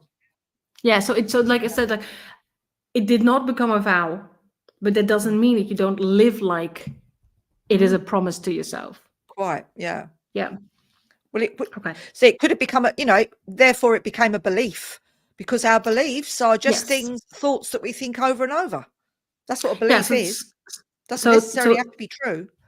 So instead of for you having a vow that says something like I will never amass wealth, right? Because it's not safe. Your belief became money can kill you. Yeah. Right. Literally. And that can have the only difference, I think I would say, that like beliefs you can easily there is no ritual to replace beliefs, right? But when you have a vow, I have this whole ritual that one can do. Right. So it's a bit easier to replace a belief because it's not written like on the soul, and a vow is written on the soul. That's how I would describe it. Yeah. Doesn't mean it doesn't have a similar impact or a heavy impact. It's just slightly easier to change the pattern. Yeah, I suppose I can understand that, because a vow, I would imagine a vow is something that you make that can't be broken. It's a pledge. It's a pledge of your soul, isn't it? Yeah, so you have to revoke. You have to literally. I have a. If I come across that in an Akashic Records reading, I have instructions for people to revoke them, and how to then invoke something that they want to replace it with. Gotcha. Very helpful. Very helpful. So this actually brings me not to the last bit. You also brought up something about not applying what you're learning. Did I? You look at me like, do you even, okay, so what did you say? Yeah, so this is part of do you have any struggles that might be related to this particular struggle you wrote, not fully applying what I'm learning? Oh, like possibly an example of that would be having a Facebook ads for authors online course sitting on my laptop that I haven't even looked at yet. Yeah, I haven't even learned it. I haven't even got as far as learning it. Never mind applying it. I think that is part universal and part. Oh my god! But okay, yeah, so anyway, that's just an example. Yeah, but I feel that one. I feel that one particularly. Yeah. So I asked the question, like, why is she not fully applying what she's learning? And then the first response I got immediately is like, not everything resonates, and that's okay. Yeah, and then it's okay. And then I wrote down, but I hear a but. Like, and it was like a sort of like a pause, and I was like, okay, so something else is coming. And then I got, but there's also that fear of what might happen if she did do the things in the best way possible for her. because then, of course, like if we do everything that's right for us and it's for our highest good, then we are going to reach our full potential, and that can be very scary. Right. So there's also that fear. So I think for me, that would mean, I actually asked, how can Sheena become better at this? Right. So I first got keep trying. Right. So keep trying at it. And then I got halfway trying to distract my kitten from attacking my mouse. Become aware of what it bodily feels like to hold back. Right. So you have to acknowledge when that happens, right? So this is when you're engaging with something and you're like, I know what I should be doing. Should as in, this is what I was taught, right?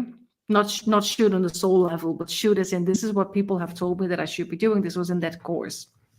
And I feel some resistance, right? So it's important to be able to distinguish whether you feel resistance because it's not aligned with you, or whether you feel resistance because you're actually holding yourself back. There's a difference there. Oh, he's lovely. Hello, this is my new son. Come here, show your face. Show your little face. How gorgeous. He's very white and I wear mostly black, so that's a lot of fun. Oh, right, yeah.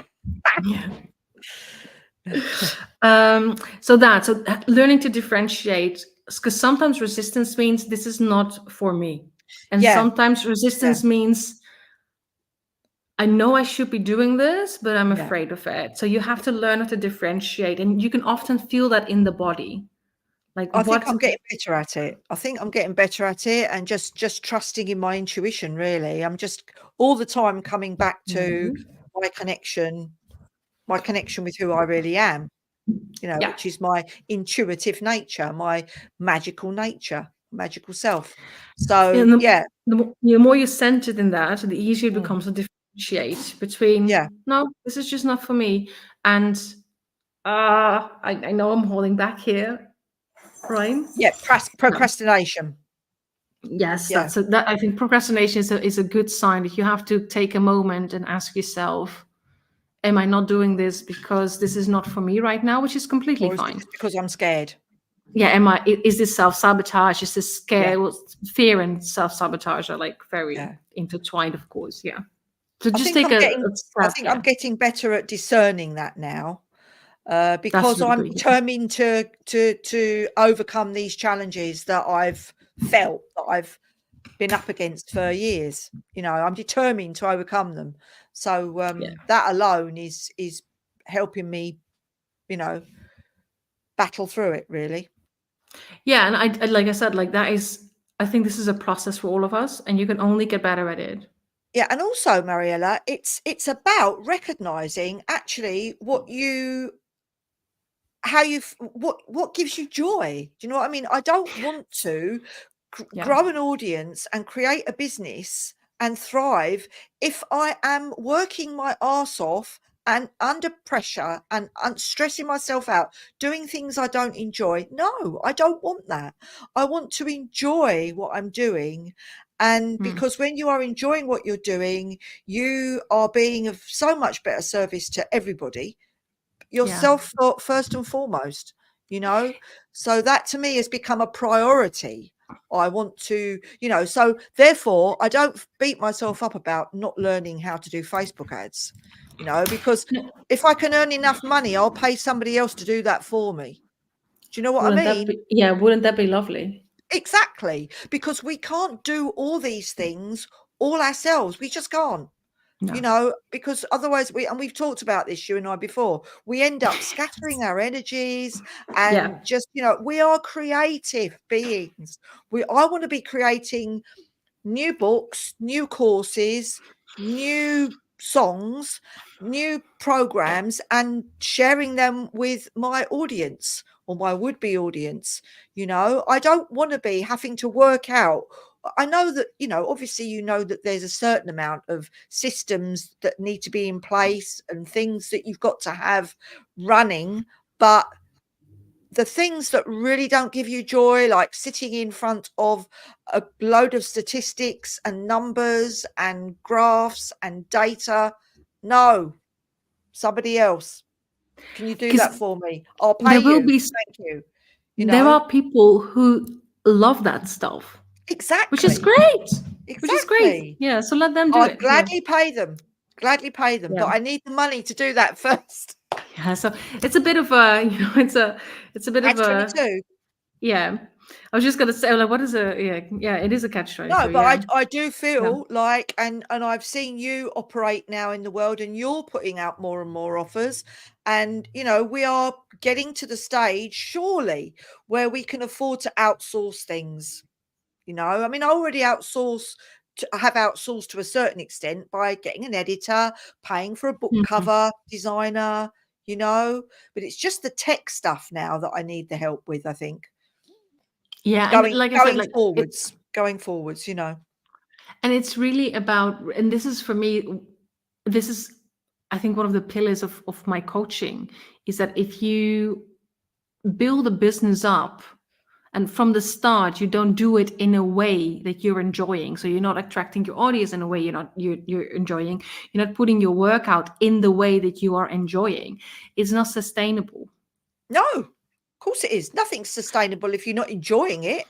So this is why alignment. Who wants to stay on a diet of cabbage and bloody grapes? If you're not enjoying it, I wouldn't enjoy it. Just no, absolutely not. I actually know No. people who do grape fasting and they love it. So I'm like, good for them, but Yeah. not for me, indeed. No, but this is the thing exactly. So you need to find a way that it's aligned with you. Anyway, we better wrap this up, I think, don't you? Is there much more to do? Much more to say? I have half a page and a very Okay. this very naughty cat. It's pussy. Okay, because your last question was actually about cultivating a stronger connection to your spirit guides and your business self, so you can reach and help more people. Oh, lovely. And what I got there was, again, this determination. So it said, like, you really need to cultivate a determination, and it sounds like this is what you're working on. So I would say that you are definitely on the right path there, because that's you said that before, right? Like, you're working on that determination. Yeah. So that is, and to me, it kind of made me feel. Oh, I actually asked how. I mean, I'm struggling reading my own handwriting sometimes. 10 years of teaching really ruined my handwriting. So I got how by showing up for herself and for her dreams and the dreams she has for her business, and by taking these absolutely seriously. And this really very much reminds me of, I cannot remember who said it, but there are, I think there's multiple quotes actually about showing up for the muse. Like, if you sit behind the computer every day at this hour, like, the muse will show up because she knows you're serious. Definitely. Yeah. I think so. I think Stephen King said it. I think Stephen Pressfield says it. And I've got some Muse aura spray sitting on my desk up there, actually. Perfect. When's the last time you used that? I don't know. I got it as a present from another Coven sister for Yule. But I tell you what does help the muse to show up every day is if you show up every day. It's discipline, isn't it? It's application. It's getting your bum in that chair and saying, I am here to do the work. Yeah. And I'm going to do it every single day. So that is exactly the question that I got for you. And again, this is one that anybody who's struggling with this can use this as a journaling question. How can you show up for your business self every single day? Like, what does that mean to you? Like, what does showing up for your business self mean to you? And I think that is something that everybody can use. Like, just take a moment, take your journal, and just think about this question for a moment. Like, what, if you visualize yourself as somebody who really takes herself seriously and is determined, what does that look like? And is there a gap Even if it's a small gap, is there a gap between what you're doing right now and how you ideally would show up for yourself? And how can you bridge the gap?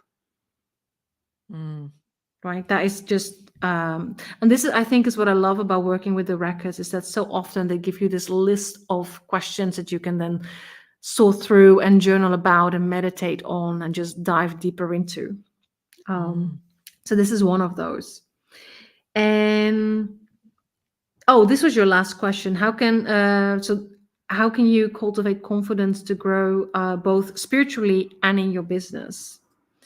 So I got putting those fears to rest, the fears that we discussed about, already talked about.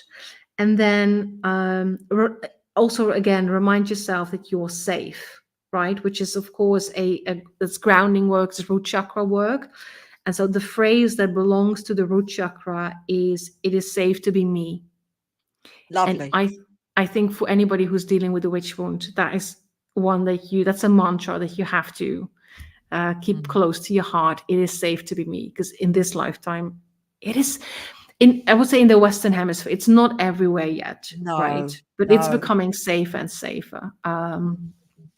So if you are in a place where it's not safe, it's a different situation. But if you are like Sheena and I in the Western Hemisphere, and no one is gonna come after you, they might ridicule you, they might reject you, but nobody's gonna come after your life. So I always end like, what else do we need to know today or hear today? What else does the reader need to know or hear today?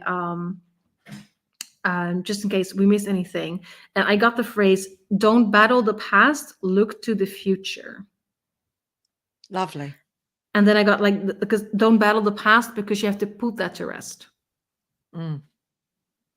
So that's the work for you, like put those things, put the fear to rest, both around like the money, that having money attracts people who want to take it of you with consequences, and fear that somebody is still after you. Yeah. Lovely. I'm gonna do a ritual on that. I'm gonna do a little ritual to go down to the beach or something, and put it all to rest. Let it go with the tide. So this is just because of the way I do the readings. People often tell me that it can take them months to go through all the stuff that came up. So it's like this is not like, oh, now I know and then it's solved, right? This is, I think Akashic Records reading should be seen as either an acceleration of a process or the start of a process, depending on where you are when you come to a reading. Yeah. And it's a revelation in many ways, but as we know, and as I know Linda knows as well, Linda's still with us. Well done for sticking with us, Linda. Oh God, yes, thank you. The healing journey is ongoing in our lifetimes, isn't it? And as witches, as healers, we know that it's lifelong. It's ongoing. Yeah, it never stops. It never stops. I think some people are scared of that, right? But it's to me, it's like you make that commitment every day, and I don't feel like I want to do anything else. No, because we want to be healthy, right? We want to be spiritually healthy. We want to be mentally healthy. We want to be physically healthy. We want to be emotionally healthy. We want to be creatively healthy. Yeah. We want to be financially wealthy. Oh gosh, yes. And health is such a big umbrella, and that's my intention for this year, is to be as healthy in all those areas, as many of those areas I can. Oh, I love that. Good health. I love that. Happy, healthy, wealthy, and wise, or happy, healthy, wise, and wealthy. Yeah, under all those headings. I mean, you work with the tarot, Mariëlle, so I would imagine that you have got that tarot mentality, which is elemental. I tend to think of earth, air, fire, and water. So to me, it's earth, air, fire, and water. Health in all those realms: emotional, creative, physical. That actually made me think of the magician. Yeah.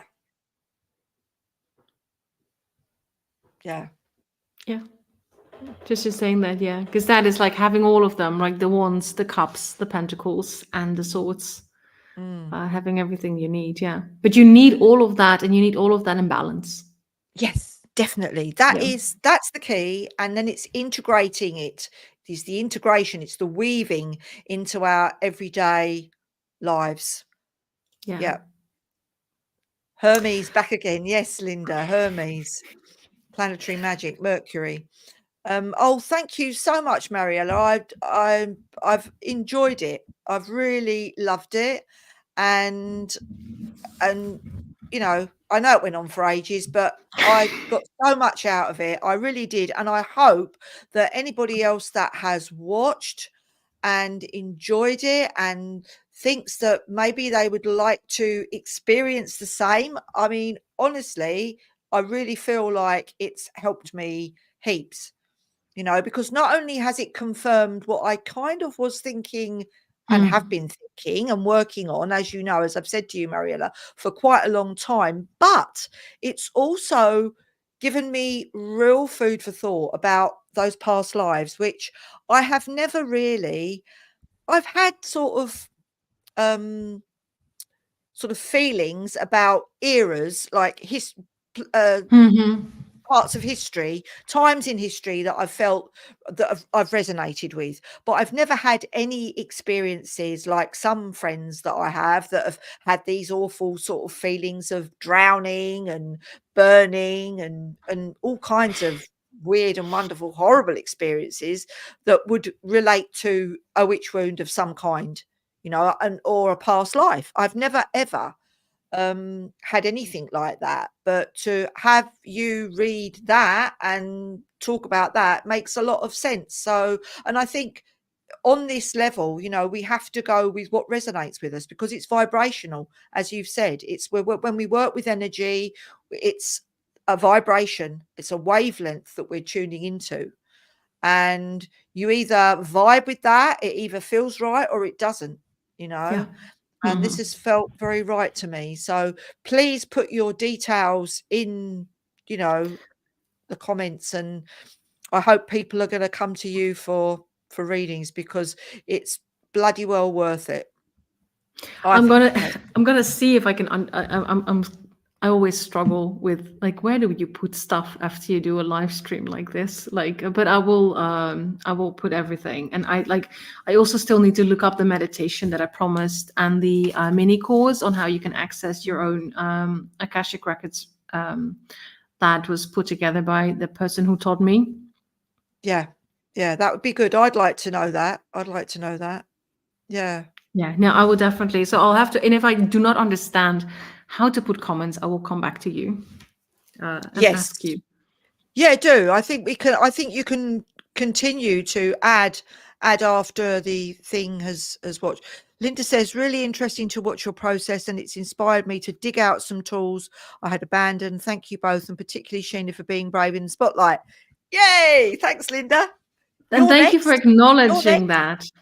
Yeah, thank you for acknowledging that, Linda, because it's not something, like I said, this is usually a very private setting that I do this in, and not like this. So, yeah, and you don't know what comes up, and some things land like really like they some people are really shaken up by certain things just in how it resonates in their current lives and stuff like that. So yeah, it is brave. Yeah.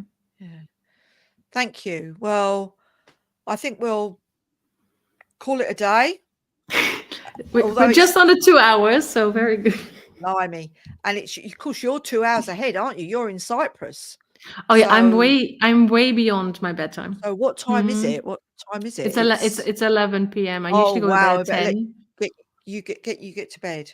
You get to bed. Anyway, thank you everybody for joining us, and do keep tuned into the comments because Mariëlle's going to put all her information that she's talked about tonight in the links. Yeah, but I'm gonna do it And tomorrow. yeah, I will do it tomorrow. But you can also like message me on Facebook or wherever you're watching if you have any questions, obviously. yeah. And I shall just quip, if I may, at the end here with an offer that I've got coming out on the new moon in Aquarius, which is on February the 9th. So it's just under 2 weeks' time. Funnily enough, it's about money. And it's about manifesting money. It's a 28 journey of money manifesting. So funny that, isn't it? Very timely, I would say. So put I that. think so. Yeah. So put that. Oh, you're gonna leave that in the comments as well, I'm guessing. I think I did manage to put it in the YouTube show description, but they wouldn't let me put it in. I haven't actually got a link for it. All I'm saying is to people, if you are interested and you want more details, then message me and I will give them more details. But I'll put a little something in the comments if I can't get back into the description in the show, because not many people want to go back into that anyway. But yeah, so that's coming up. But thank you, Mariëlle. We've had a great evening. It's been really, really interesting and fascinating. And thank you to everybody that's still managed to stay with us. Yes. For the long haul. It's been a bit of a marathon. Yeah. And also thank you for indulging me, because I know that the way I do these things, they can get really intense. It's not just a quick answer. It's not like a quick visit to the records and have an answer. I really like to dive deep and really get some really good answers in there. Yeah, definitely. So yeah, it also means that the relaying the information can take up a bit of time. Quite. Yeah. So yeah, thank you for indulging me with your time and your attention. And I really hope that you got. I do think that we learn from, even if it's about somebody else. I think the insights might really be. And that, I think that exactly. If people who have watched and listened and learned something by you sharing your wisdom and knowledge that you've brought back from the spiritual realms with me, and it's because they can relate to it. It's relatable, Yes. you know. And I already know that what I'm experiencing in my life, I'm not the only one that's experiencing that. You know, these limiting beliefs, these witch wounds, these challenges that have such a habit of tripping us up and stopping us from being able to move forward and make any kind of progress. So I think that it has been so beneficial to others because of that, you know. So well done you, and we'll have a quick debrief backstage, shall we, afterwards? So don't disappear completely. I will not. So thanks everyone again for indulging us with your attention and sticking with us. And if you're watching the replay, good luck. I'm glad you made it the full 2 hours. Yeah. Well done. Yeah. Okay, everybody. We'll say good night and God bless. Or Goddess bless.